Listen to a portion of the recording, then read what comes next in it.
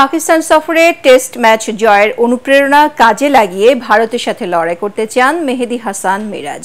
মিরপুর শেরেবাংলা স্টেডিয়ামে জাতীয় দলের অনুশীলন শেষে গণমাধ্যমের সঙ্গে আলাপকালে একথা বলেন মিরাজ। তবে ভারতের কন্ডিশনের সঙ্গে মানিয়ে নেওয়ার চ্যালেঞ্জও থাকবে বলে জানান মিরাজ। পরাগারমানের রিপোর্ট।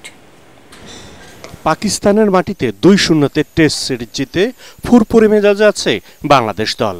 কদিন পরই ভারতের সঙ্গে 2টি টেস্ট ও 3টি টি-20 খেলতে রওনা হবে টাইগাররা। কিন্তু ভারতের বিপক্ষে বাংলাদেশের রেজাল্ট মোটেই ভালো নয়। 13 টেস্টে ড্র মাত্র 2টিতে, 11টিতেই হার। এবার সেই পরাজয়ের রেকর্ড নতুন করে লিখতে চায় লাল সবুজের দল। আমরা রিসেন্টলি পাকিস্তানে ভালো করে এসেছি, বেশি গ্যাপ নেই ট্যুরের ভিতরে, বাট আশা করি যে আমরা যে পারফর্ম করছি, সবাই যে ফর্মে আছে, সবাই যদি এইভাবে খেলতে থাকে অবশ্যই ভালো একটা রেজাল্ট আশা করা যাবে। 250-টিরও বেশি ডিজাইন অপশন নিয়ে ওয়ালটন স্মার্ট ফ্রিজ, বোঝে আপনার প্রয়োজন।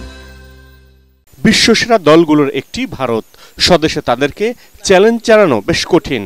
সবার পারফরমেন্সে ভারতকে সেই চ্যালেঞ্জে ছুড়ে দিতে চান মেহেদী হাসান মিরাজ। আমরা এবার একটা কনফিডেন্স নিয়ে যাচ্ছি, আশা করি আমরা ফাইট দেওয়ার চেষ্টা করব। যখন আমরা ফাইট দিতে পারবো ওদের সাথে, তখনই কিন্তু আমাদের ফরে রেজাল্ট আসার চান্স থাকবে। সো আমাদের প্ল্যানিংটাই এইটাই যে আমরা যেন ওদের সাথে ফাইট দিতে পারি। প্রথম টেস্টের জন্য ইতিমধ্যেই দল ঘোষণা করেছে ভারত।